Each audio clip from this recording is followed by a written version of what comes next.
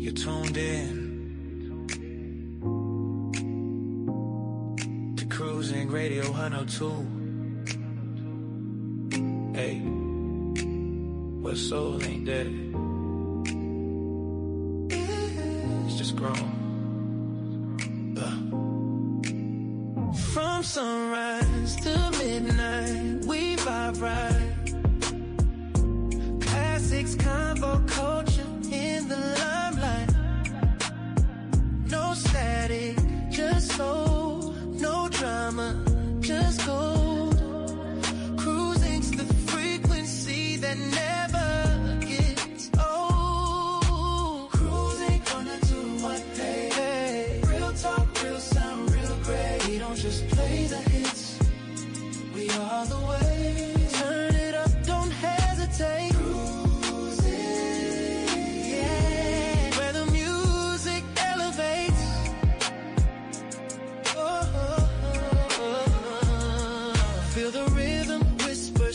Control on his journey, let the beats unfold. Final crackle, talk box, breathing life. Timeless grooves, sharp as a knife. Ooh, electric licks cutting through the air.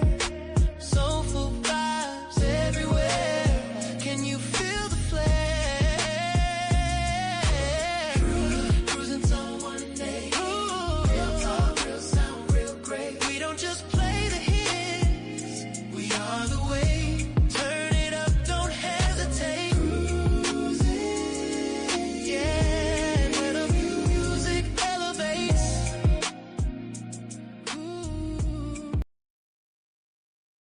Good evening, everybody. Hope that you're having a marvelous Monday. This is the second day of February. Can't believe that we are already going into 2 months of 2026.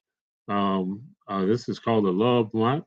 Hope that you guys are, again,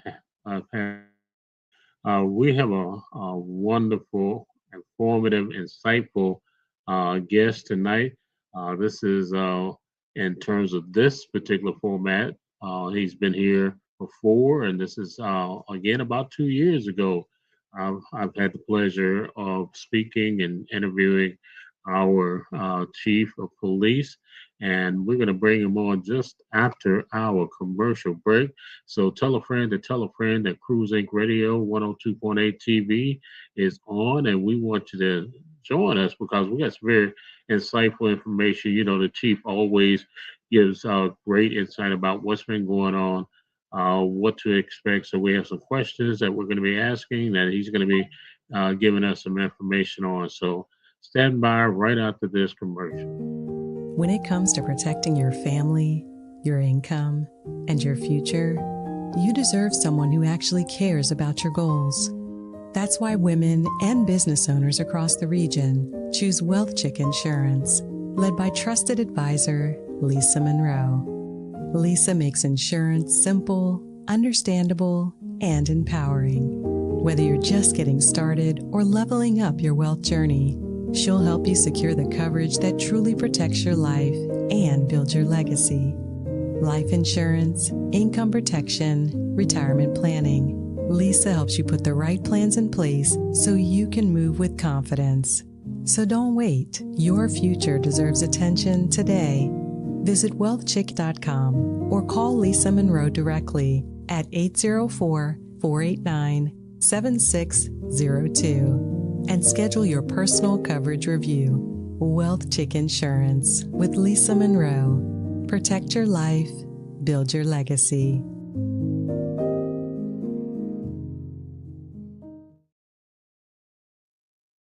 And again, thank you to all our sponsors, Wealth Chick LLC, the G Law Firm. We certainly appreciate them. And also Venue AK1 and 2. Now, without further delay, again, I think that, and I'm not saying this because I know him and that I work along in one of the units, but he is honestly, in my opinion, a very humble individual.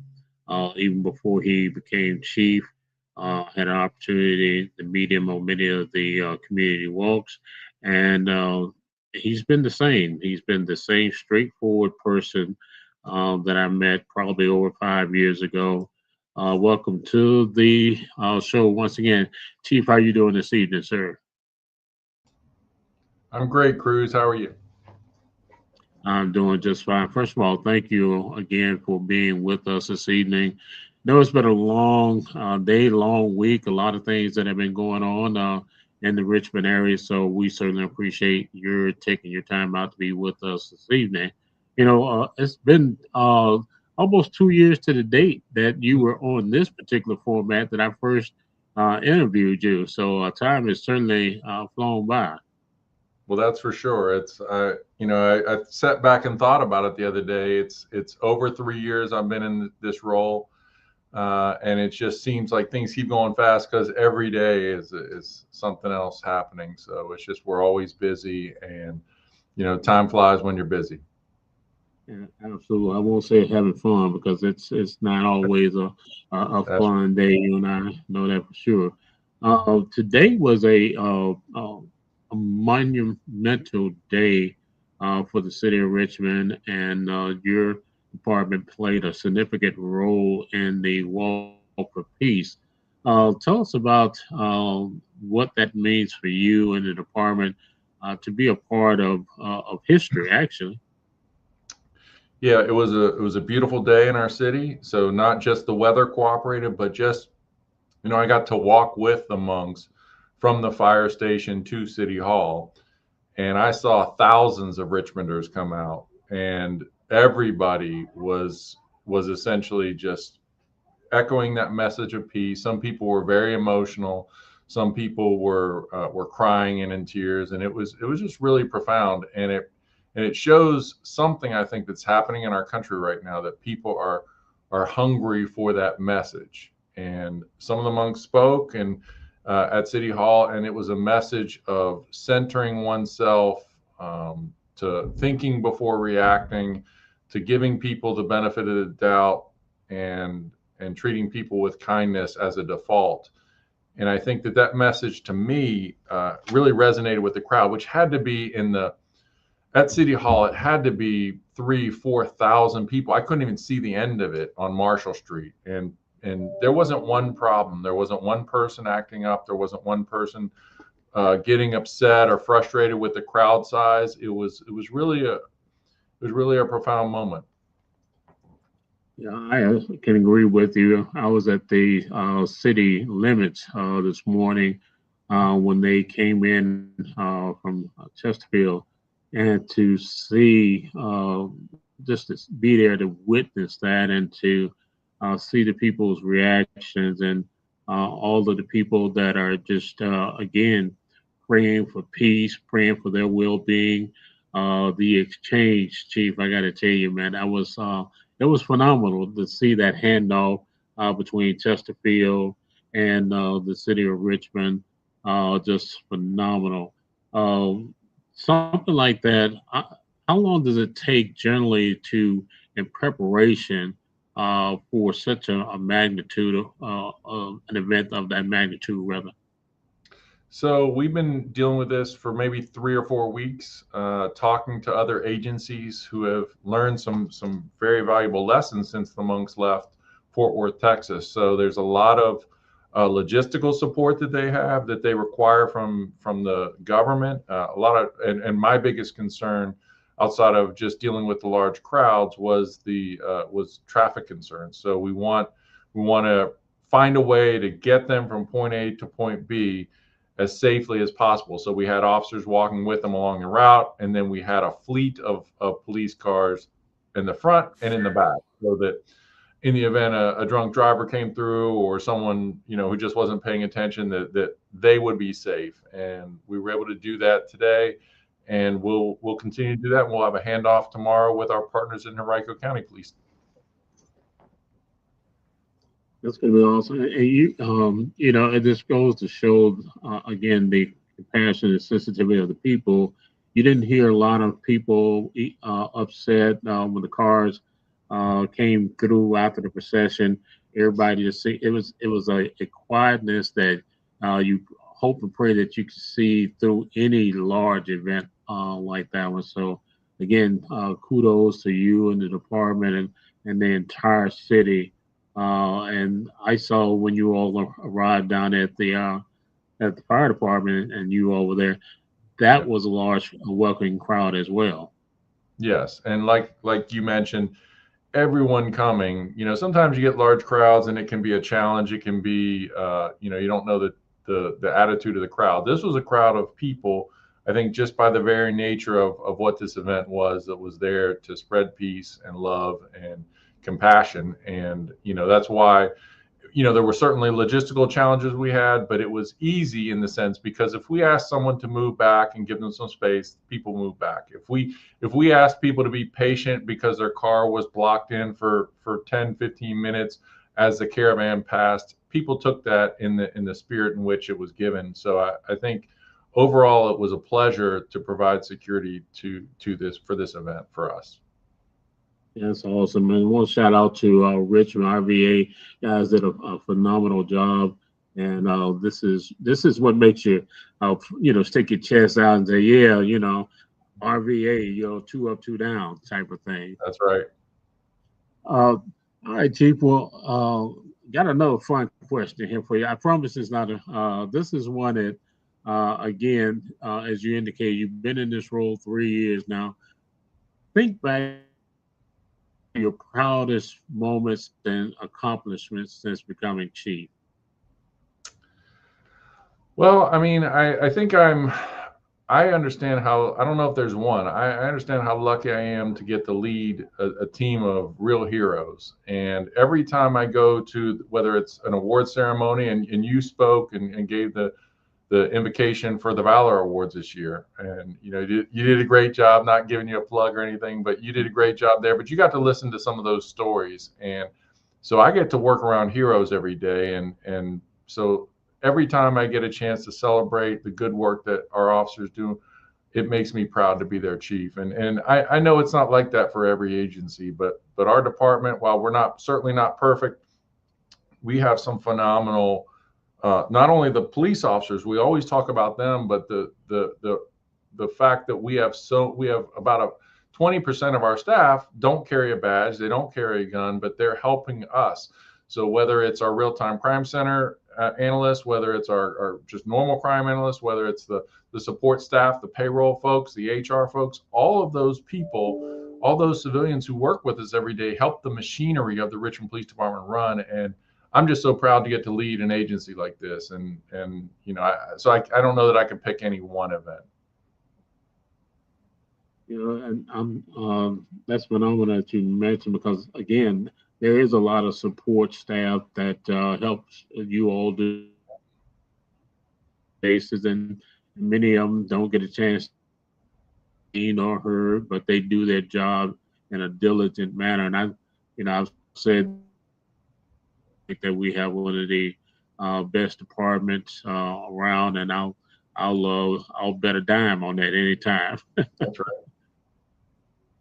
Well, recently, I think it was last week, you released some of the crime comparisons and stats, and one that stood out was that there was a 12% drop in crime. Walk us through that. So we keep categories of both property crime and violent crime, and in 2024 we had over 10,265 total crimes. Last year we were just over 9,000, so a drop of over 1,200 crimes, which we're really proud about. And when we break it down, our violent crimes, look, we had 54 murders this year, which is I hate saying that number because I know what that means. Every one of those 54, and you've been at many of those crime scenes, is a devastated family last year. But that is tied with the previous year for the lowest since 2018. So, that's a hard won number for us. Richmond's If you remember in 2021, after COVID, after civil unrest in our city, we had 90 murders. And we have fought back with that through a lot of diligent work by the police department, but also people like men and women like yourself who are out there helping de-escalate conflict, who work with our youth to really help keep Richmonders safe. And the other stat that we're really proud of is 15% reduction in non-fatal shootings. And I say this all the time. If you shoot someone and wound them, the intent is almost always the same. So lowering that number is an important part of our strategy. And we're way down in carjackings, about 40%, way down in robbery residents, way down in rapes, and overall robberies down 4%, but where we're struggling in violent crime is a robbery commercial. So those are businesses that are robbed. Now, when we break down the data on that, there's two drivers of that. The first one is, and I talk about this all the time, the mayor had a big press conference last month about vape shops. So a third of our commercial robberies involve vape shops, and there's a real reason why that's happening. People, there's a lot of drugs in those vape shops, a lot of marijuana, and because of the illegal nature of them, a lot of people don't buy their marijuana or mushrooms or LSD from these shops. They're not buying them on their credit card. They're buying them with cash, and so there's a lot of cash in these shops, and people come in there with masks and rifles and zip tie clerks. It's very dangerous, very aggressive robberies. And on the flip side of that, another third of those commercial robberies are what we're terming as shoplifting gone bad. So these are shoplifting where you're at the 7-Eleven and you walk in and you pick up a hot dog and you walk out and the clerk grabs you and says, you got to pay for that. And you push them, or you threaten to shoot them, or you display a knife. As soon as you do that, that counts as a robbery. So it goes from a misdemeanor, small crime to one of the most serious crimes we have, which is robbery. And you don't need to even possess a gun, but those are up. That's what's up. And the second violent crime that we're struggling with, and part of it is a reporting issue. So we changed the way we take domestic violence reports. So if your domestic partner assaults you just by pushing you or something like that, that's a simple assault. If your domestic partner breaks a bone or uses a weapon against you, it's always been categorized as an aggravated domestic assault. The difference this past year is we started counting whenever a domestic partner grabs you by your throat. If they grab you by your throat, if they try to choke you or strangle you, we count that whether there's a mark left or not, whether you lose consciousness or not. We started counting that as an aggravated assault because we know that the type of person who puts his hands around, and I hate to stereotype, but it's almost always men. So a type of man who puts his hands around his wife or girlfriend's neck is 750 times more likely to murder that domestic partner than if a man who's never done it. So it is a big pre-indicator of rising to the level of simple assault, to aggravated assault, all the way up, unfortunately, to murder. And 20% of our murders this past year, for the first time, it's the number 2 motive in our murders. So while some of it is a reporting change, I think there's other parts of domestic violence that we're starting to see a spike in. And I'm working very closely with our Commonwealth attorney to get the kind of resources we need to ensure that women and victims of domestic violence, number one, know their rights, to convince them to come to court and follow through with that. And Ms. McKeechan has been a real advocate for a family justice center. Now, the reason I think that's a win for the police, it's a win for the Commonwealth attorney, and it's a win for our city is it is a one-stop shop. Norfolk has a beautiful one. It's a one-stop shop where you have the police, you have the social workers, you have the Commonwealth attorney has a resource there, and then because when you talk about domestic violence, when some people report to the police, that doesn't necessarily solve their problem. They still they need a new place to live. They need to be able to register their kids to a new school system. All of that stuff prohibits some victims from coming forward because their lives get infinitely more complicated when they make that report to the police. And what I'm hoping for is when we can establish that we can take away some of those barriers for reporting, and we can get the victims the resources they need to leave their abusers. That's the way we're going to solve this problem long term. And the other thing I've talked about, and without getting too political, is, you know, we're in Southwood, which is our #1, our largest apartment complex, period, but it is 90+% Hispanic. All of our 911 calls have dropped by 1/3 in that community, and same ratio of domestic violence calls for service. So we're not getting those complaints right now. And that concerns me, because sometimes if we can intervene on a smaller assault early, the police, the Commonwealth Attorney, we can handle it through the courts.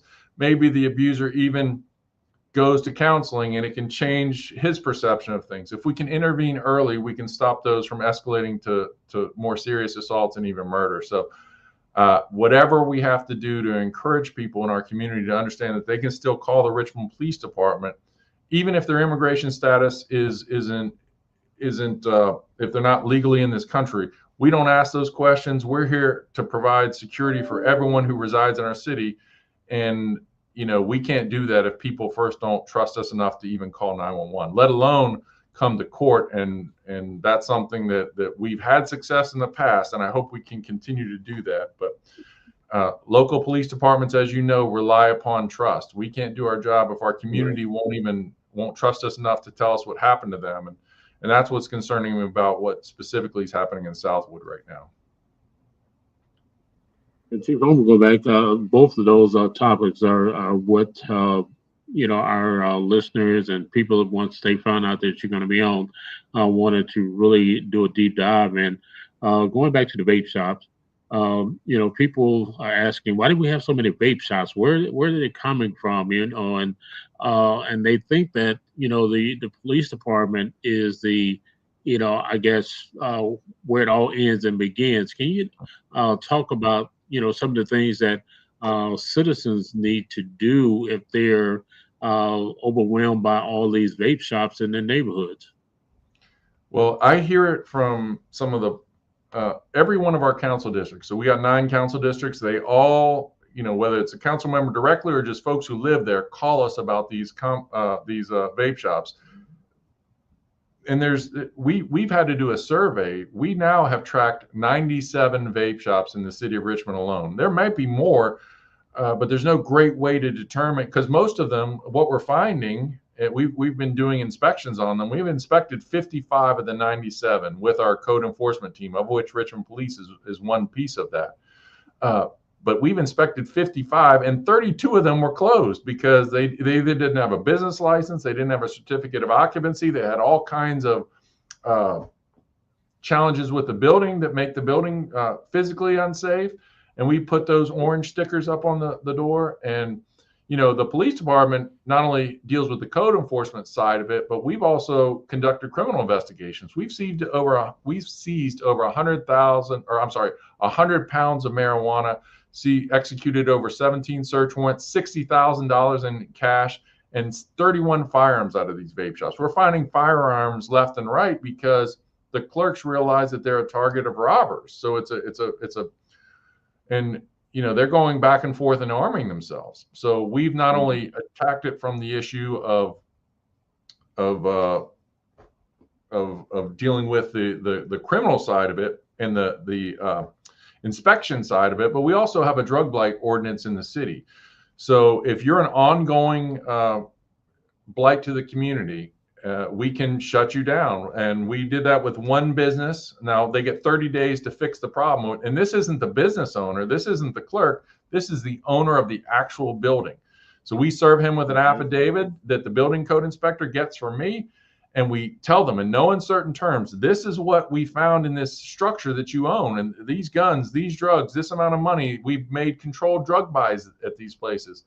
And in this one particular case, it's 2501 Chamberlain Avenue. The building owner kicked out the tenant, and he's going to bring in a tenant that's not going to break the law. And I think that's another tactic for us to use. So it's always something that, for me, I want to solve the problem for our community. One of the things that I talk about a lot about community policing, and you know how passionate in the Richmond Police Department we are about that, with having events where we have community walks, where we hear it directly from members of our city. The other part that often gets lost is hearing directly from the community what they want their police department to do. And when we listen, when I talk to people, this is like one of the number one topics, because so many parents have come home to find what looks like a candy wrapper, but it's got THC on it. It's a marijuana edible. And these kids can walk into some of these shops and buy an edible a bar that looks like it's candy, but it's infused with THC, which is the active ingredient in marijuana. And they could buy that easier than going to the Rite Aid and buying a beer. You got to show ID. No clerk in their right mind is going to sell it to a minor, but these shops don't care. They don't ask for ID, and they'll sell you whatever you want. So parents have come to city council, they've come to my office, and they're showing me the wrappers that look just like, one of them looked like a Reese's cup bar. It's packaged and it says reefer cup. So it's a play on it, but it's the same logo, the same font of Reese's cup. And the other thing that concerns me is some kid sees that, doesn't even know it's drugs, and eats it and ingests it and then gets sick. So I think it's one of those things that we hear a lot about, and we're committed to trying to just make every business in the city follow basic rules, like having a certificate of occupancy, having a business license, paying your taxes, basic things. And many of these shops we're finding are not doing that.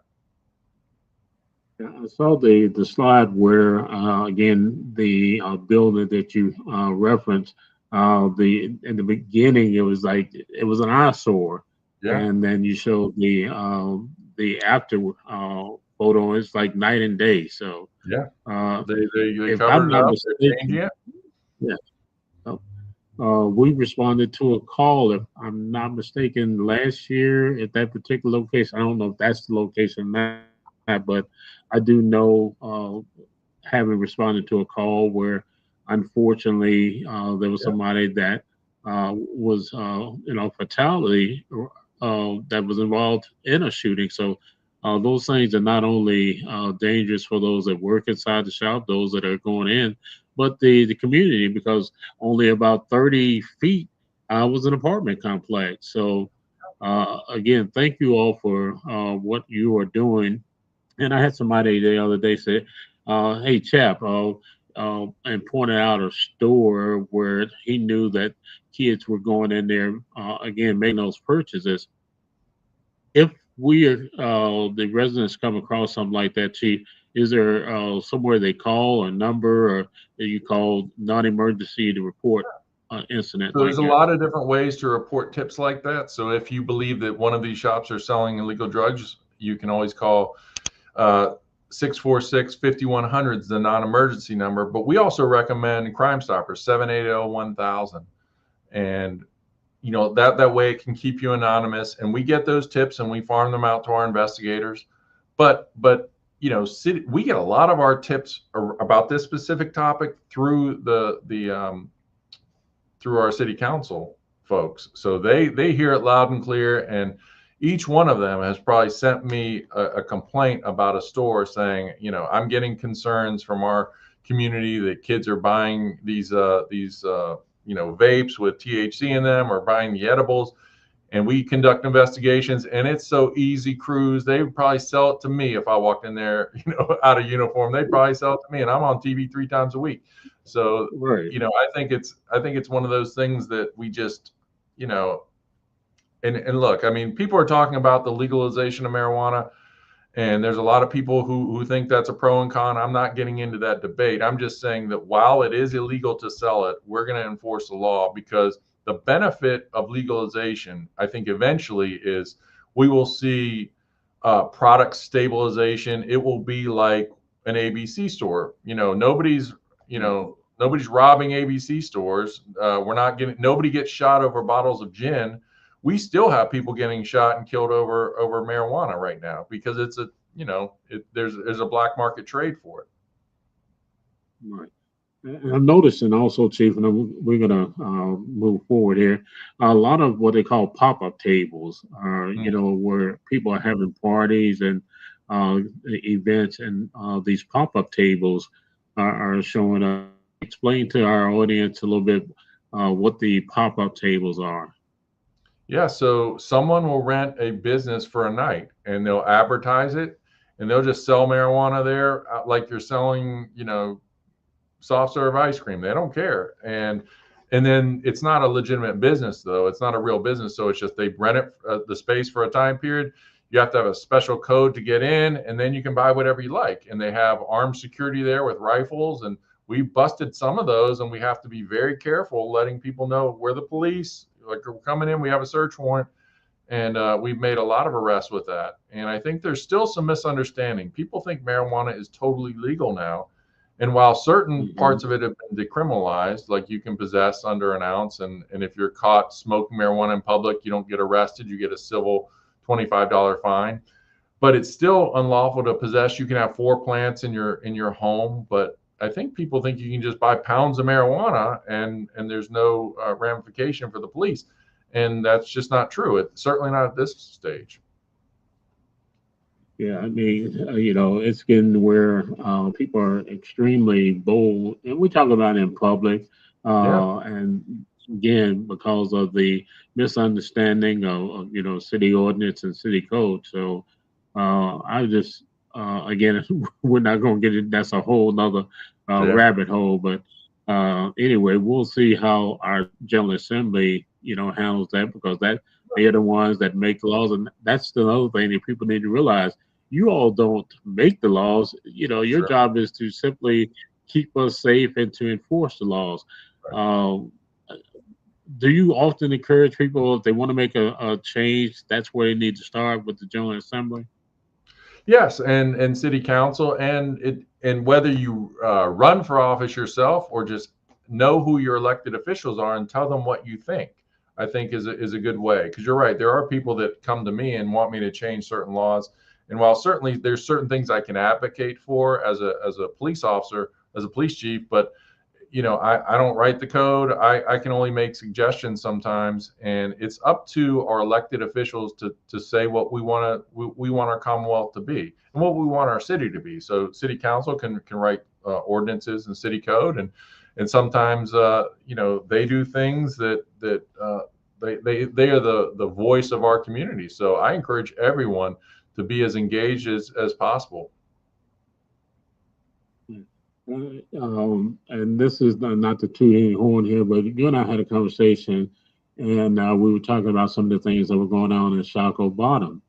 And I suggested something, and I was like, Chief, what would be the possibility of the city council doing ABCD? And I was so glad to see, probably within 3 weeks, city council had made some changes in reference to Shockoe Bottom. So again, thank you for having a listening ear and looking to partner with the community. And that leads into my next question here. How involved and how much of an impact does community policing and being partners with the community help decrease crime? Well, I mean, I talk a lot about technology, and the Richmond Police Department, I think, is on the cutting edge of technology. We have a real-time crime center. We have a lot of money that we're investing in keeping our community safe through the technology, but nothing beats hearing it from the community. And one of the things why we're so focused on those community walks. So we do community walks once a month, as you know. We pick one sector, and the precinct captain gets to pick what the focus is. And in October, we did a walk in Oak Grove with Council Member Trammell and other just folks who were just really from the community, wanted to bend my ear about what they saw. And I can't tell you how many people came to me when we were doing that walk in Oak Grove saying, I hear gunfire every night. I want you to do something about it. It's frightening to me. And then they mentioned about New Year's Eve. Well, we had a video go viral. I'm sure you saw it on CBS, where a man on New Year's Eve is filming himself shooting a gun on his porch. Bunch of people sent us that video. We conducted an investigation. Within hours, we're executing a search warrant. We find the gun. And that wasn't the only thing. So we arrested 11 people for gun crimes on New Year's Eve for discharging their weapons. We seized 30 guns relating to these cases, 30 firearms that are no longer on our streets because of this. And I can tell you that some of these guys are bad guys. They're have violent histories. They're drug dealers or whatever. But some of these guys aren't bad people. They're just doing something really stupid. And that's why I think we talked to the community ahead of time, said, hey, we're going to be doing these investigations. Don't do it. We promised you we're going to do it, and we did it. And our officers, our investigators went back and forth through the use of the gunshot detection, through the camera access we have, even through license plate recognition, and we're able to conduct these investigations, get these search warrants, and make these arrests.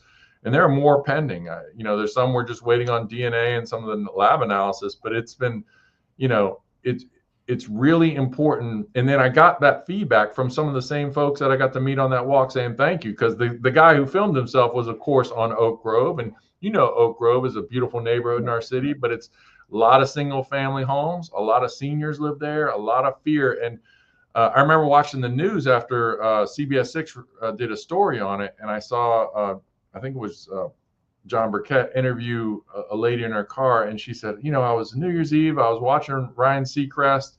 I was just so calm, and it was we were getting ready for the new year, and then I just start hearing this gunfire, and it was frightened her.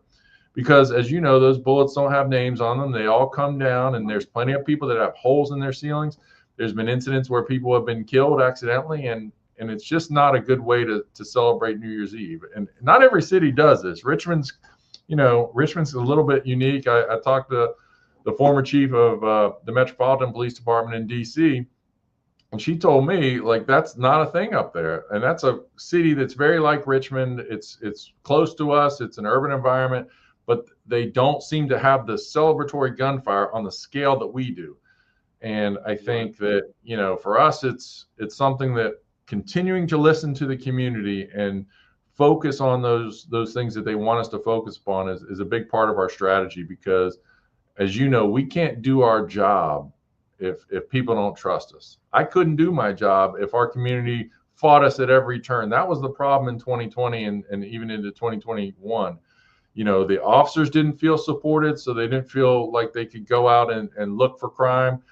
And then the community didn't feel like they could trust us. And so we've worked really hard to build that back over the last 5 years. And I think we're at a point now where we're doing really well with that. And but it's continual investment. It's a continuous investment in building trust with our community. And I think we as a police department are committed to that. Absolutely. And, not only has the trust increased in the community, but, I can be, and I'm sure you'll appreciate where I'm coming from, having ridden with the officers, being out there in the community with them, you see that pride has been restored. You see the morale is up. Like I said, no department is perfect, but you can tell that the officers, they do their job. They do it with integrity. They are big on professionalism, and again, everybody's human, and sometimes people can push buttons. But for the most part, having been out there with them, and I know that they're not doing it there, I can be riding along, and I'll see them when they don't see me. So again, kudos to you for changing that around and making the department one that is an elite department. Well, I want to tell you one quick story about that. So just before I got back to the office, we were doing the walk. We walked the monks out to Broad Street, and we're getting them to Virginia Union. And I see, because of the weather, we haven't been able to wash our cars. We usually want our police cars washed.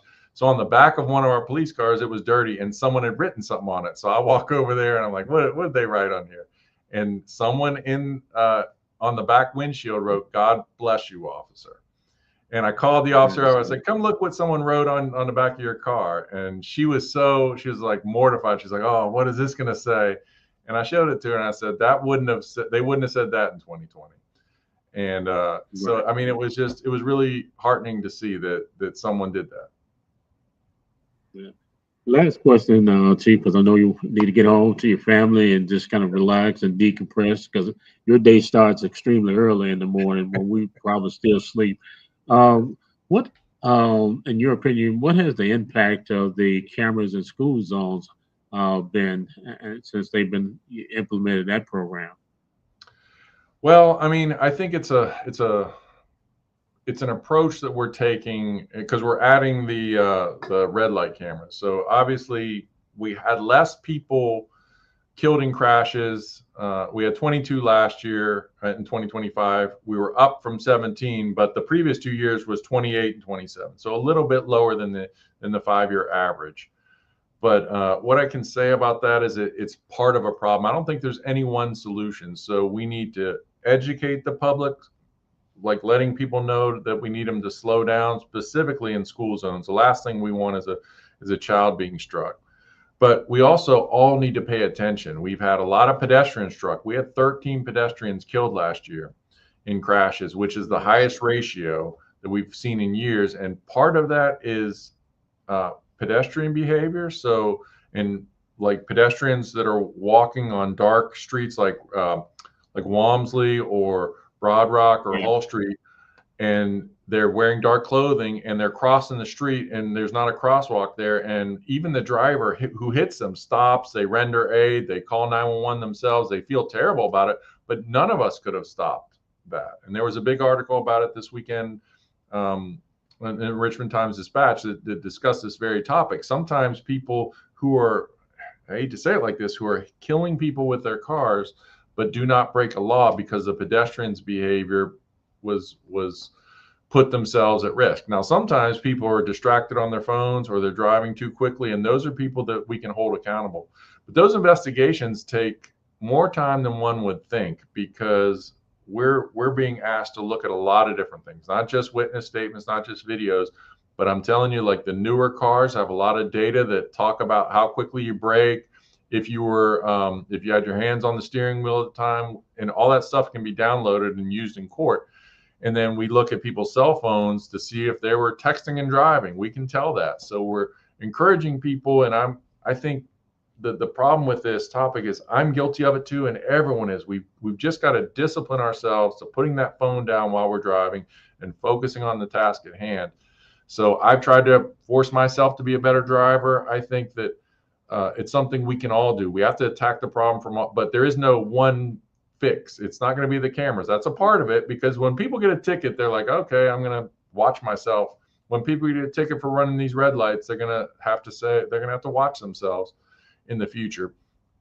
But the ultimate success has to come for a growing city like ours, has to be everything. It has to be an all of the above approach. Those cameras are important.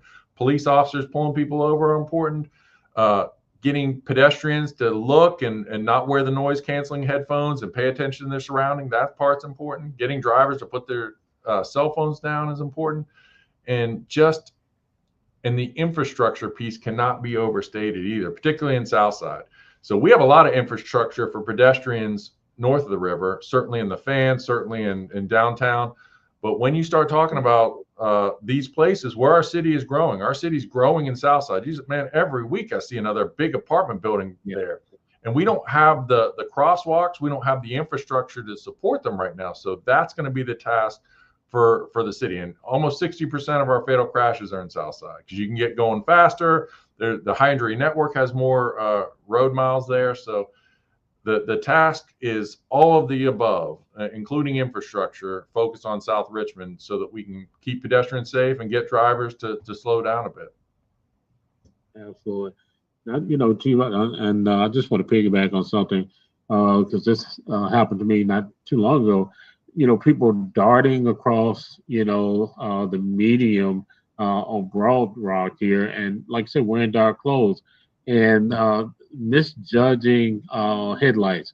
I think people always, and that was something drivers ed, even when you're talking about a car approaching, you're in a car, you cannot anticipate or try to track the speed of a car at nighttime with the headlights.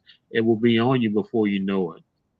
Yes, and the drivers, even when they're driving, in some of those cases, driving 10 and 2 on the wheels, paying attention, don't have the ability to see you if you're dressed all in black or if you're in a place where they're not expecting to see a pedestrian. So again, I think there's we have to be an all the above approach, because as you and I talked about before, we talk a lot about the people who are killed in our city by gunfire, and rightfully so. But these folks who are killed by vehicle crashes, their families are just as devastated, their lives are just as lost, and they're a loss to our city. So we have to all work together to lower that number. Well, Chief, again, I certainly appreciate you taking time out this evening and giving us another in-depth look. I call this community talk with Chief Rick Edwards. Hopefully we'll continue to have this series because, again, there are a lot. This gives sound bites when you're doing the news. That's one thing, but for people to get a chance to tune in and they submit questions, and we vet those questions to make sure that one, they're questions that are relevant, two, that they're questions that have the right spirit when they submit those. So, again, thank you.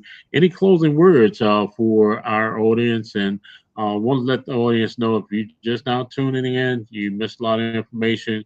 You can go to our Cruise Inc. Radio 102.8 Facebook page. You can also go to our Cruise Inc. Radio 102 YouTube page. That's Cruise Inc. Radio 102.8 TV on YouTube as well, because everybody don't have Facebook anymore, so you can always go out there to YouTube.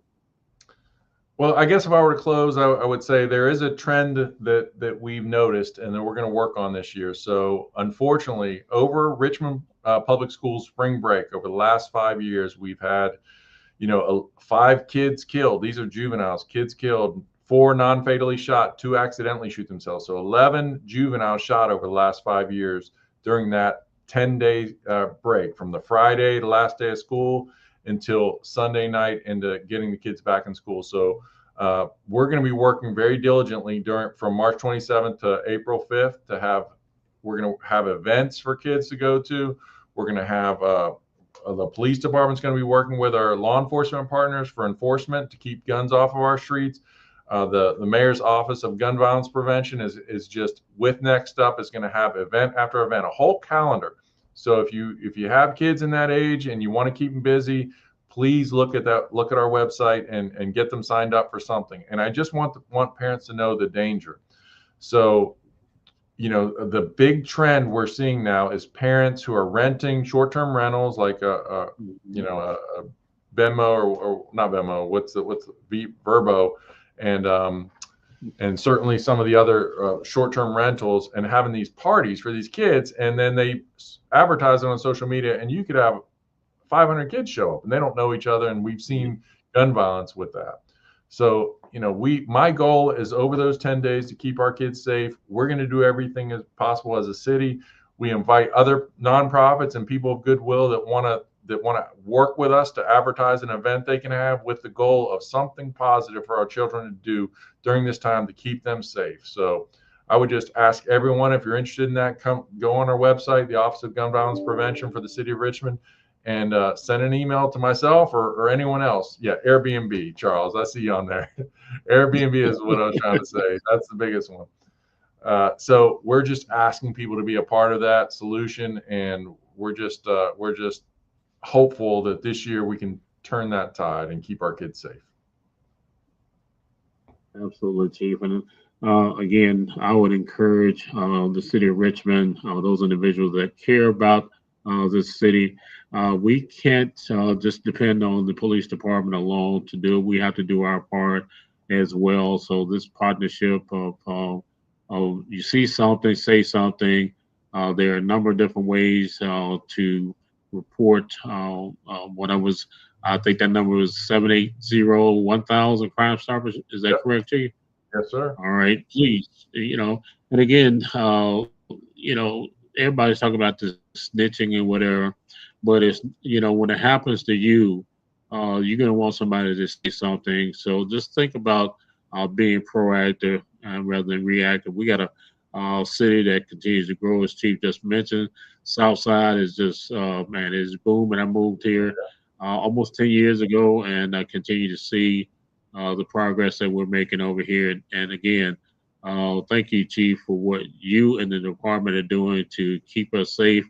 I can grow my hair back now and everything because I don't have to worry about crime. That's right. Yeah, mine. I'll wait. I don't think mine's gonna grow back either. But thank you all. Thank you for what you do, Cruz, and just everyone be safe. Have a blessed Yes, month. sir, you do the same. And again, thank you so much. And go home and get some rest. All right. Take care. Bye, everyone. All right. Yes, sir. Have a great night. All Bye. right, everybody. We've been talking with the chief. We certainly appreciate him stopping by this evening and being with us. If you missed any of the broadcast, you can go back on the Cruise Inc. Radio 102.8 Facebook page. You can go to our Cruise Inc. Radio 102.8 YouTube page and find out some of the topics that we talked about. It was very informative and back. We're also going to be speaking with the Commonwealth's attorney. We're going to be speaking with many of our community leaders. And I would just encourage you to stay locked in with us, Cruise Inc. Radio 102.8. I'm your boy, Cruz, the Beast from the East, and you've been watching Cruise Inc. Radio TV. Have a great night, everybody, and we certainly appreciate your support. And again, thank you to all of the citizens for the peace walk and many of the community leaders that were out there. I got to give a shout out to Spark Plug, Willis, Dr. Andrews, and just so many people that were out there braving the elements. This is what this community is all about. Again, coming together to peace and support for one another. So, well, be warm, and I will catch you on the flip side. As I always say, whatever comes from the heart reaches the heart. Let somebody know how it's everlasting too late. God bless you all, and have a great.